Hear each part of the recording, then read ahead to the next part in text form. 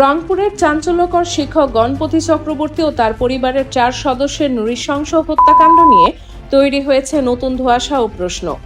হত্যাকাণ্ডের আগে আগামী চক্রবর্তীকে ধর্ষণ করা হয়েছিল কিনা তা নিয়ে ময়নাতদন্তে চাঞ্চল্যকর তথ্য উঠে এসেছে।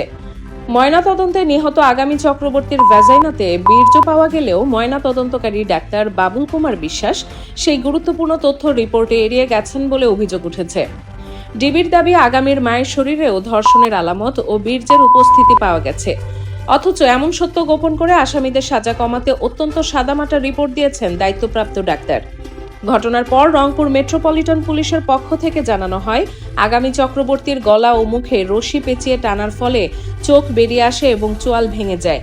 কিন্তু ময়নাতদন্তকারী চিকিৎসক ডক্টর বাবুল কুমার বিশ্বাস জানান, ময়নাতদন্তে 4 জনকে শ্বাসরোধে হত্যার প্রাথমিক আলামত মিললেও আগামী চক্রবর্তীর চোয়াল ভাঙার আলামত পাওয়া যায়নি। কয়েকদিন মরদেহ পড়ে থাকার কারণে পচনজনিত পরিবর্তনে মুখের চেহারা বিকৃত হয়েছিল বলে জানান তিনি।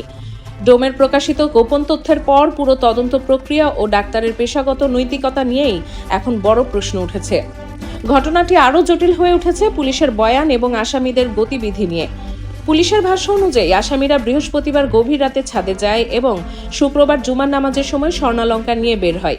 কিন্তু সিদ্ধার্থের বাবা দাবি করেছেন, তার ছেলে বৃহস্পতিবার রাতে বাড়িতে খাওয়ার পর অন্য বাসায় যায় এবং শুক্রবার সকালেও বাড়িতে খাবার খেয়েছিল।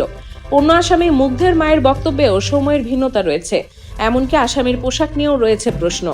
গ্রেফতারের সময় সিদ্ধার্থের গায়ে শুধু গেঞ্জি ছিল বলা হলেও পরবর্তীতে তার গায়ে যে শার্ট দেখা যায় তার সঙ্গে এক ডিবি কর্মকর্তার শার্টের মিল নিয়ে প্রশ্ন তুলেছে এলাকাবাসী।